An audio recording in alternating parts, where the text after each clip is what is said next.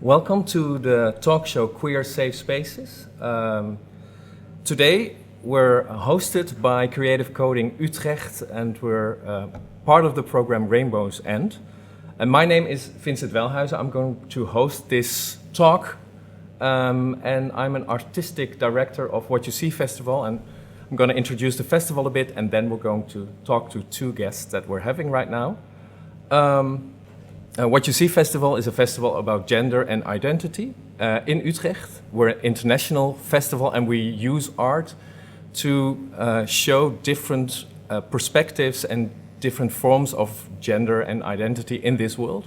And we're also questioning the using roles in that, in this society. And we started 3 years ago, and this year, end of November, we'll have the 4th edition of this festival. And today we're going to talk about queer safe spaces here at this table. What are they? Why are they here? Why are they even necessary? And we're discussing them in real life, physical queer spaces, and also online. And we have two guests for that tonight. Colin Keays and also Irene Cassarini. Welcome. Thank you. Just to dive into it, Colin, can you introduce yourself a bit? Who are you? What do you do? Yeah. So I'm a designer and researcher. I'm based in Rotterdam at the moment. I have a background in architecture before sort of studying design. So a lot of my work really deals with the more kind of social and political aspects shaping the built environment. I mean, a lot of my work deals with queer space as well, but maybe we'll go into talking about that and how it relates in a bit. Mm-hmm. And where did you study? What's your background? I studied architecture in the UK in Manchester, and then I did my master's in contextual design at the Design Academy Eindhoven. Okay, and what project are you doing within Rainbow's End? Yeah, so maybe we'll go into it in a second, but a project called 𝗀𝗽𝗲𝗸𝗀 Archive. Okay, perfect. And Irene, welcome. Hi, thank you. Can you introduce yourself a bit? Sure. I'm a music producer, a DJ and visual artist, and I'm really interested in how to basically combine my interest for social and politics issues into my work. So at this festival, I will present a new audiovisual live performance that will translate into an installation that will hopefully be presented at Uncloud this year. And I'm interested in exploring queerness from different sides. So what is queer identity, and what's queer expression, and how can we interact with the space that we have? So in this sense, I try to explore queer spaces from the perspective of an artist, but also from the perspective of a queer person. Okay, thanks. Colin, can you introduce your project to us? Okay, yeah. So as a sort of in my design practice, I really like to deal with the more social, political aspects of the built environment, and particularly looking at issues of gentrification and how urban development really contributes to a loss of space for more marginalized groups in cities. And obviously a lot of that really relates to queer space and looking at different kinds of appropriation in cities, how people have historically carved out spaces for themselves. But a lot of this actually stems from the actual facts of the fact that we are really losing queer space around the world. It's just a trend that's been going for a while due to a number of reasons. I mean, for example, London alone lost over half its gay bars in the 10 years, like even leading up to coronavirus. And so we don't even know what that situation is going to be like after the pandemic, but I think it kind of is charged with even more urgency. So maybe we can discuss like a bit later how that actually came to be and the sort of reasons for that. But a lot of my work really responds to this fact and kind of really understanding queer space as this vital part of cities that is kind of in decline. So this is just a project I did a couple of years ago that was actually my graduation project from Design Academy called Soon All This Will Be Picturesque Ruins. And I was looking at kind of taking a narrative approach to understanding gentrification and the idea of queer space, as well as what kinds of spaces are replacing these. But a lot of what I do, I'm quite interested in these real archetypes of spaces and real kind of these almost typologies of queer spaces and what they mean and what they have meant historically. So this was just another exploration as well, where I was looking at the sort of adult cinema as this sort of archetype of queer space that has since disappeared. So that kind of just gives a bit of the context of the work that I'm actually presenting as part of this festival. I'm presenting this project, Gay Bar Archive, really looking at the gay bar as this very, almost cliched archetype of a queer space, and really seeing its demise and understanding that I almost feel like we're on borrowed time and these spaces are really disappearing more than ever. So I'm trying to be in the process of documenting lots of different gay bars through, to kind of translate the physical conditions of these spaces digitally to almost revisit them when they're gone, essentially, so people can have this sort of understanding of them. Mm-hmm. So I'm doing that through just a process of 3D scanning known as photogrammetry, which is effectively just taking a lot of pictures from different angles of a space and using software to stitch them back together. But I think it's really good to be able to have these 3D models quickly of the spaces to actually understand them in a way that I think just photos or videos might not really work. But yeah, so you can experience a couple of these spaces online on the Rainbow's End, what was it, the Hub's environment? Yeah, the Hub. So it's kind of a work in progress, I guess. I really want to continue this process of archiving further in the future, but it's really a starting point of just really understanding and finding ways of capturing these spaces for now. And what kind of spaces so far have you captured with this? Yeah, so far I'm almost keeping it a bit anonymous, just to give a bit more of an essence of the spaces and just the kinds of certain conditions that we might recognize that are a bit more universal. But a couple of gay bars in the Netherlands, but I think eventually I'd like to begin to make this process much more concrete and actually really have it with some very factual information about the histories and the different activity taking place in this space. So let's take a few steps back, because we're talking about queer space, and you're now referring to gay bars. But before that, what is queer actually? What kind of people do you think consider themselves queer? Yeah, I guess it means something to everybody individually, right? Everybody's own expression of queerness is kind of part of their own identity.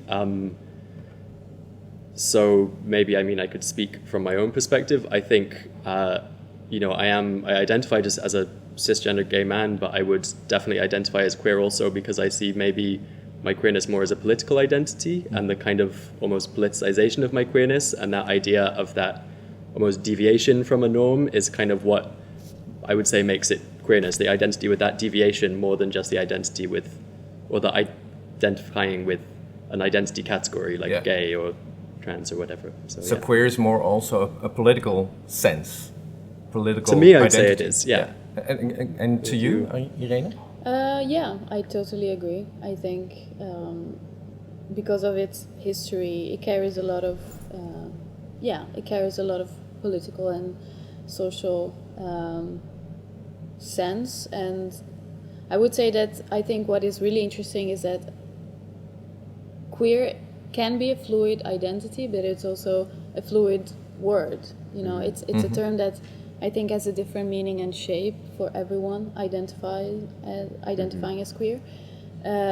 So I think that's what is really interesting, because I feel like it opens up a lot of possibilities to express yourself, and I think that's a real liberation, because we're so used to in modern society to just categorize and label everything, and I feel like queer can be a label, but it's such a fluid one that it can actually enhance your self-expression.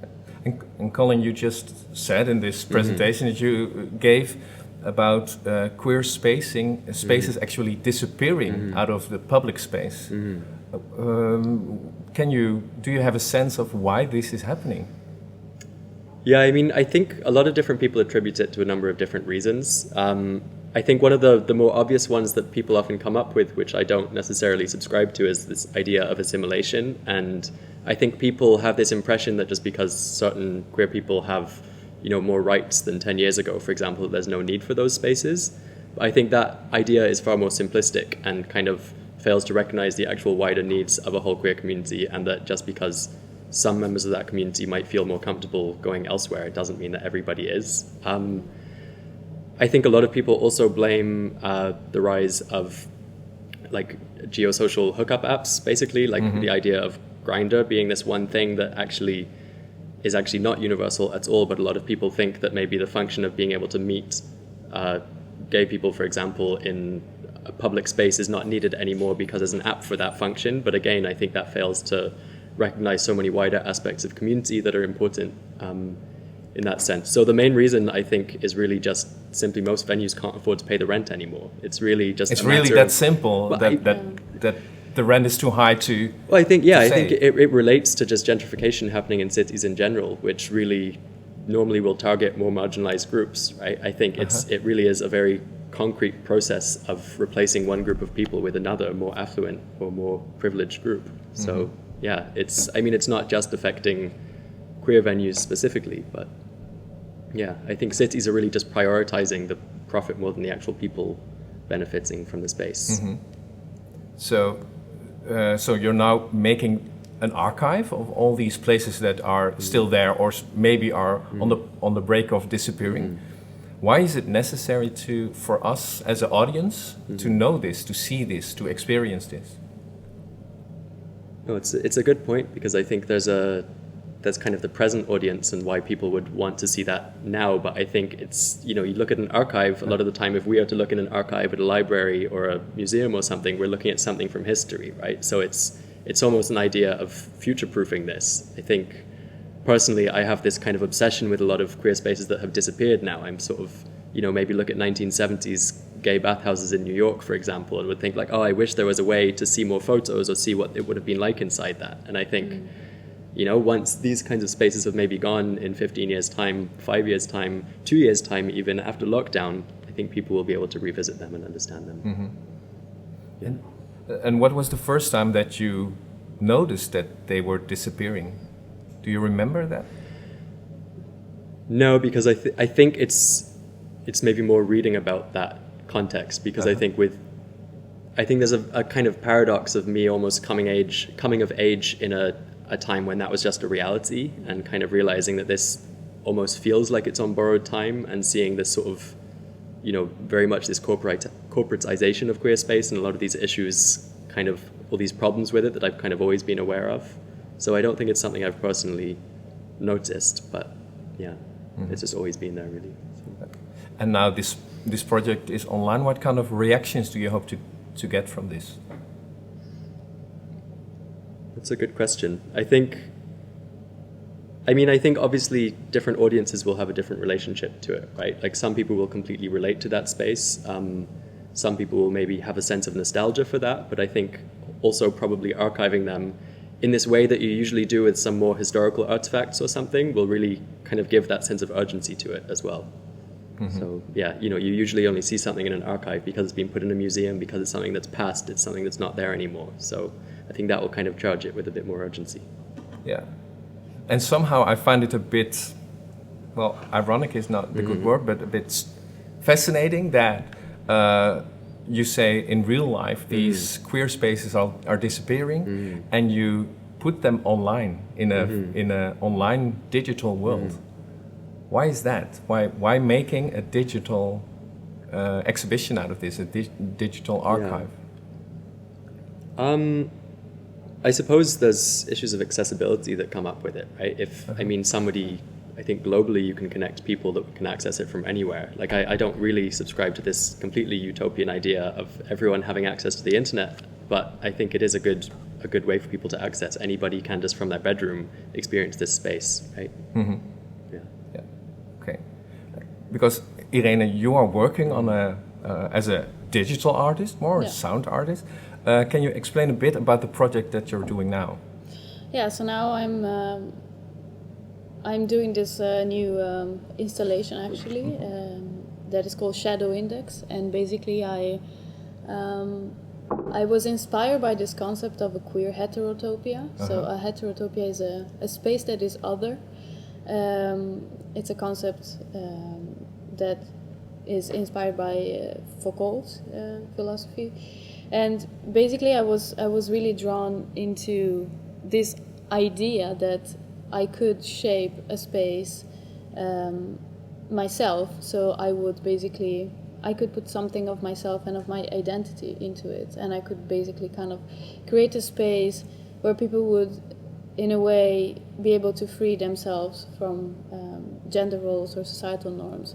So I kind of became this idea of creating a sort of utopian space where people would enter and try to lose themselves in the space, and at the same time I kind of create this environment where there's visual inputs and sound inputs.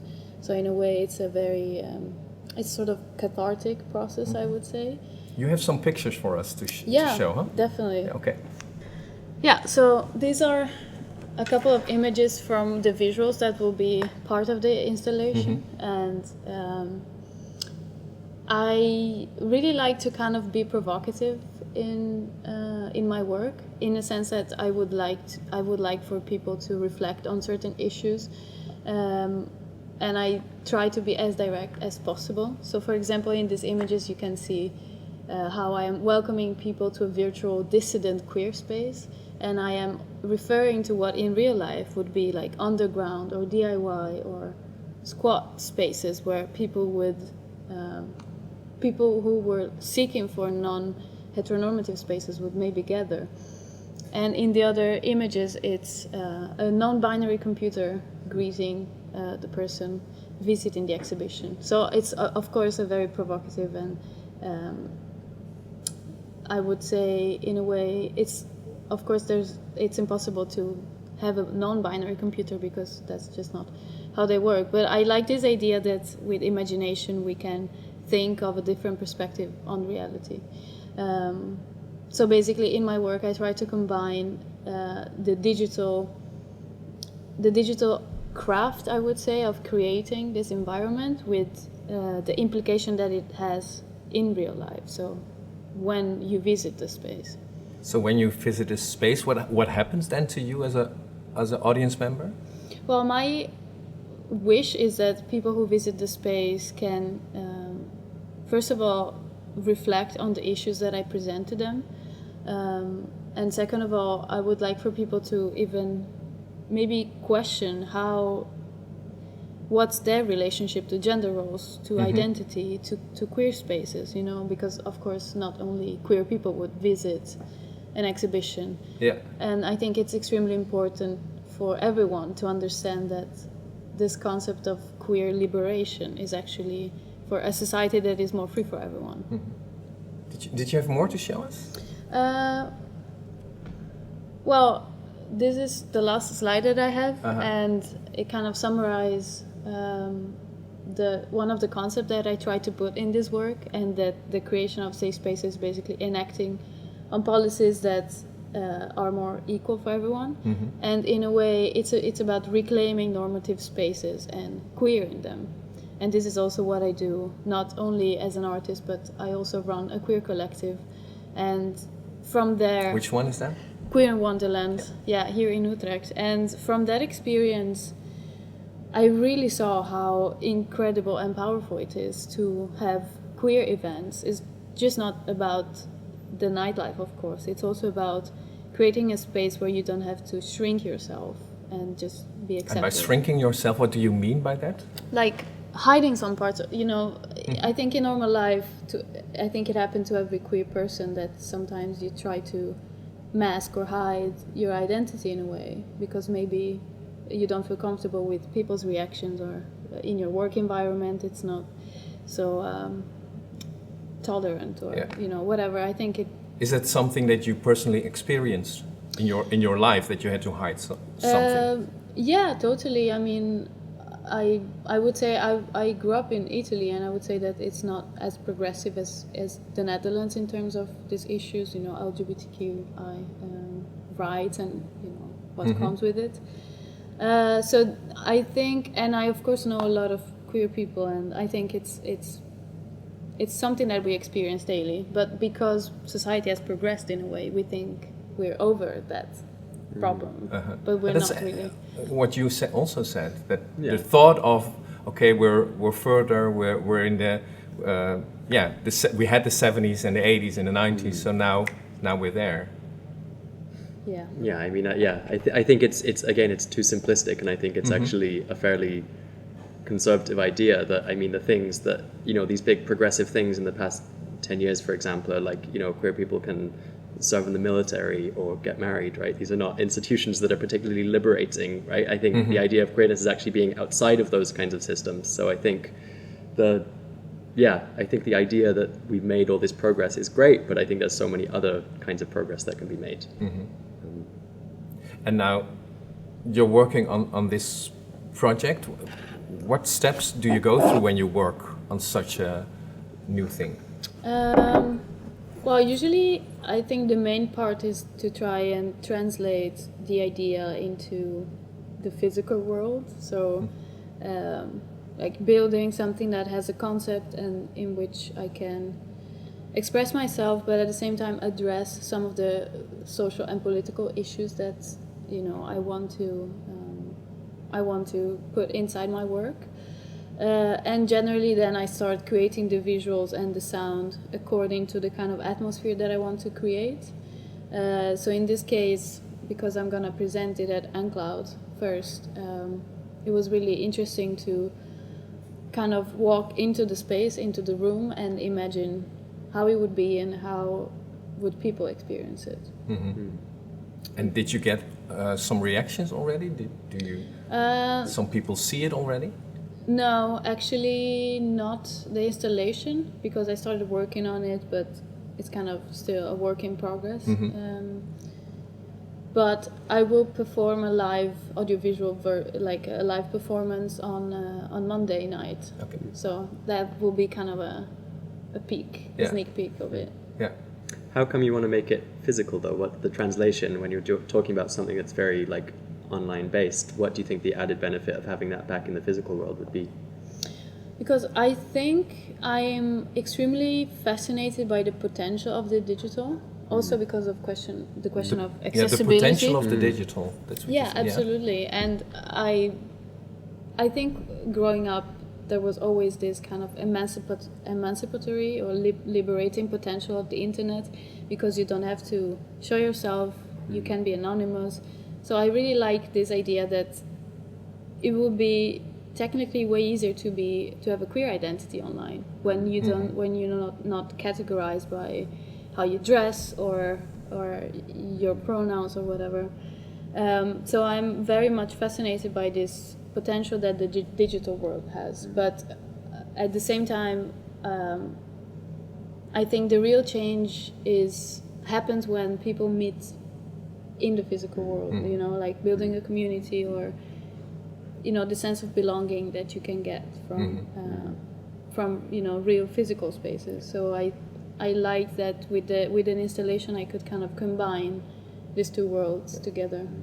Yeah, for me, in the digital world, there's also a danger that we see right now, actually, with social media, the polarization, using fake identities can be a good thing, what you say, but also has a danger in it. So how do you look at that? Yeah, I think it all depends on the context, right? And I think there are ways that the digital space can be safe and this, emancipatory thing. I think an example was the first time during the start of lockdown, when we were still, in that very dystopian phase of it, I first attended an online queer clubbing event, Club Quarantine, and I was actually so surprised by how blown away I was by that environment and felt fully immersed. It was the first time I've ever felt immersed in a digital space, and I think the reason was because I could see people expressing themselves in so many new ways digitally that I hadn't really recognized before. Even the kinds of music that was going on, the way people could augment themselves with face filters, and the backgrounds on Zoom, and I think even the way that was almost like subverting Zoom, which was designed as a business platform. I think all these things made it incredibly queer and made it incredibly liberating for people. And I was really surprised, because it was the first time a digital environment gave me the same feeling as the first time I stepped into a really underground drag club, for example. I was really blown away that a digital environment could have that same effect. So I'm not too pessimistic about the switch. That's why I'm kind of going over it a lot in my head these days.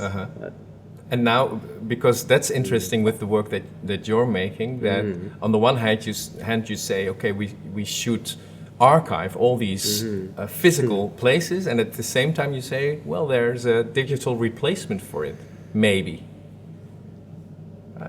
Yeah, I don't think it's ever a replacement, but I think maybe if some of the issues of accessibility and everything that do exist in physical settings and the sort of liberational aspect of the digital setting could be combined, if that could filter back into the physical setting when that's safe to do so again, I think that would be, I think, my dream for it. Right? So a bit of a hybrid digital and physical space somehow. I don't think the digital aspect of it, I think it's the digital one, it's more just kind of, you know, aesthetically and the experience of it that really struck me. But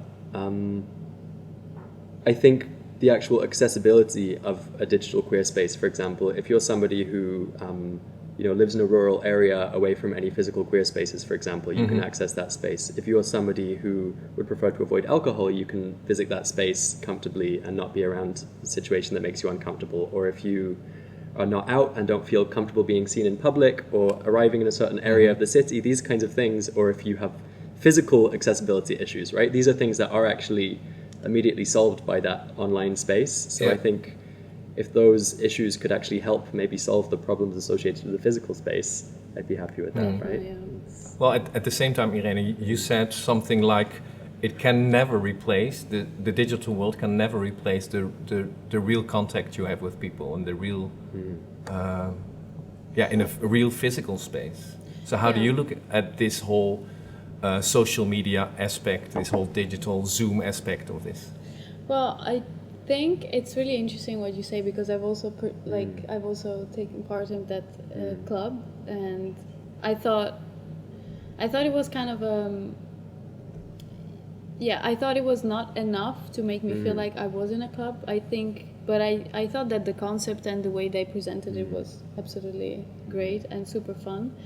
Of course, the issue of social media and the fact that so much people have access to the internet now and to these platforms, but often there's no filtering, so you can, of course, encounter a lot of hate, a lot of criticism. It is a really weird kind of culture, the one that is online, I would say. But I think, to me, the digital spaces cannot replace the physical spaces, because I do think that the limitation that we have in clubs, for example, accessibility for disabled people or discriminatory policies, it's something that we can overcome online maybe, but the real work should be done in in physical spaces, in real world. I think this is why it's so important to have queer spaces, queer bars or queer nights, because those are the places where I think you can really fully feel part of something bigger. Yeah. So and that also raises the question with me about we're talking about queer spaces, but what makes a queer space a queer safe space? I mean, what is necessary to change a regular queer space in a queer safe space, or is that always the same for you? Yeah, I think it would be kind of naive to just sort of, go and preach and say that all queer space is a safe space, right? I think a lot of queer spaces have completely exclusionary policies and everything, as you mentioned, right? Like a lot of... can you mention an example of that? Yeah, I think a lot of door policies, a lot of discrimination against people of color, people of different gender identities and everything. I think, a lot of... So even in queer spaces that happens? Especially in queer spaces. Especially in queer spaces. Yeah, I mean, I think that, everything that happens in the outside world, the kinds of discriminations, they all do intersect, right? So just because somebody's a minority in one respect, doesn't necessarily mean that they are, unfortunately, doesn't necessarily mean that they're as understanding of everybody else. So, that's too bad. That's something I think really needs to be worked on, and I think has potentially been accentuated with the kind of smoothness of the internet, actually. I think, if you look at dating apps, for example, these are things that really just very much easily allow people to have very specific preferences and everything that are incredibly exclusionary. And I think, I don't know, maybe when you're in a public space and you're actually forced to encounter so many people that are different to you, that's actually less of a problem. I don't know. Yeah, And absolutely. you? Yeah, I think to me, as Colin said, queer spaces are not always safe because, of course, if you're not white, you encounter more discrimination, or if you are not cisgender, it can happen as well, even in queer spaces. So I think it is incredibly important to raise awareness on the intersection of all this kind of aspect of discrimination, you know, because often gay bars are maybe not so friendly for women, or Absolutely. not so friendly for transgender people, or Exactly. so gender minorities. So I would say that, which is something that I've been trying to do with my queer collective as well, is just to have a safe environment for everyone, as long as you're in and you behave in a certain way, and you are respectful of the environment and you don't judge, etc., etc. Then I think that's how you can really bring all those people together. But I do also understand that in some venues, for example, cisgender people are not allowed inside. So of course you can take that policies into, you know, more the extreme, or more, you know, you can make them more radical. And I feel like a lot of people criticize that kind of approach. They criticize when heterosexual people are not allowed in. No, well, like cisgender people are not allowed. Cisgender people, yeah. Yeah. So it's like, even if you're gay, for example, but you're cisgender, then you're not welcome. So of course there are, you know, many more radical policies that people can, you know, that venues can enact. But I would say eventually, in a, you know, in an ideal future, I would say that it doesn't really matter what you identify with, because also a lot of people don't feel comfortable putting a label on themselves or just identify as something.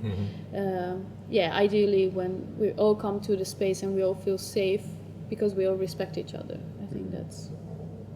Now you're both artists. What do you think that the role of art or the function of art can be in this discussion, and also your own role as an artist? I think for me personally, I see art as an incredibly powerful tool, because it's a practice that doesn't have to be doesn't have to go through an institution, or it can really be whatever your expression brings. And so art is your own safe space as an artist. It's like the agency you have into making art is what makes it also so personal. And I think it's a great way to bring people together. Nightlife especially, I would say, because I'm also a musician and DJ. Nightlife is just the place, I would say, where people can really go and just relieve, you know, it's kind of a relief for them to just let themselves go and dance and meet new people. And so I would say that to me it's just such a powerful tool that we should really all I think value it more, you know. That's what kind of it's really annoying when, like, cities, as you said, care more about the profit and money instead of actually investing into those spaces that make the city better in many ways. And for you, Colin, what is the role of an artist in this whole thing? Yeah, I think it's something I've grappled with a lot, especially because my background, my education is in design, which I think often has this very, I think, quite problematic view that you have to solve a problem, and design is almost like inventing a problem to solve. So I think even in design school, I was coming up against this again and again, where I was critiquing gentrification, talking about all these issues, and they kind of wanted me to propose an alternative to solve some problem, and I thought kind of my power was actually more in translating these kinds of new insights into these problems rather than actually trying to solve them, because I think it can be so superficial when that's done, right? I think people try to almost invent problems for themselves to solve, and it can be incredibly problematic. So I'm kind of torn with that. I think you can create an insight into an experience maybe more so than you can change things. You can change things more through soft power than actually actively doing things. And what's the soft power of the project that you're doing now? Caught me in a corner there. No, it's not to put you in a corner, No. but yeah. Yeah, I think maybe it's a cliche to talk about raising awareness of these issues, right? Because then it almost puts the idea of solving this onto somebody else that's not yourself. But I think the reality is people don't know about so much of these things that are going on because people stay within their own environments, their own communities, and don't actually know that these same forces are affecting other communities around them. So I think to kind of bring that to the surface is important. So your soft power with this project is raising some awareness? Potentially. Yeah. Yeah, maybe I need to think about it a bit more to understand. It's also interesting to see how that plays out during these days of Rainbow's End. I mean, I'm very interested in hearing all these remarks and comments and insights of people who are going to watch both of your projects. So we're here, we're in Utrecht. What do you hope for what are you working on in the coming year that comes out of this? What will be your next project? Do you know? I think personally I am really interested in always kind of finding new ways and new perspective to analyze the topic of being queer, and I think it is a research in terms of artistic research, but it's also just a diving into my own self and my identity and how it can evolve and how it interacts with reality around me. So I would say in the next year I would really hope that we can be in public spaces again, to kind of keep bringing people together and keep the queer community alive, and just find inspiration in each other again.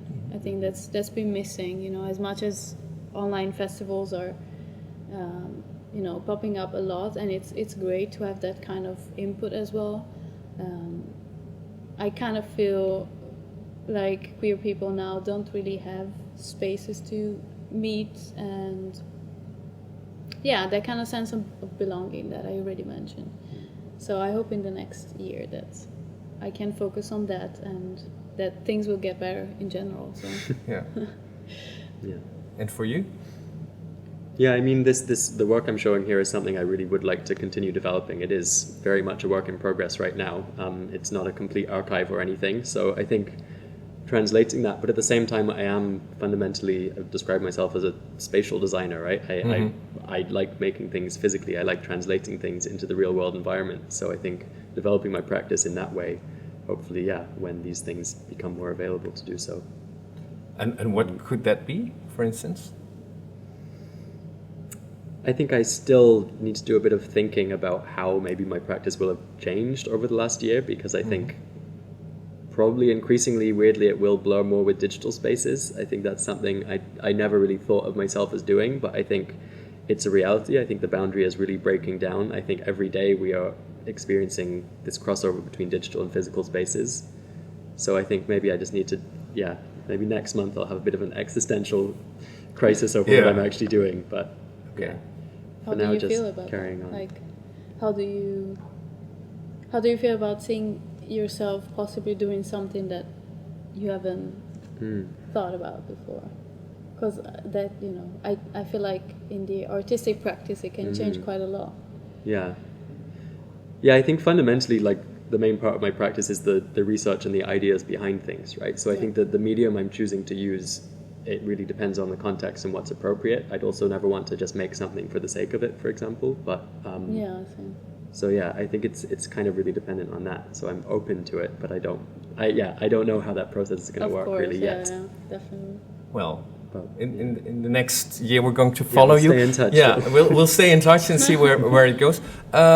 Where can we see your projects right now? I have, my past projects, I have a website and social media.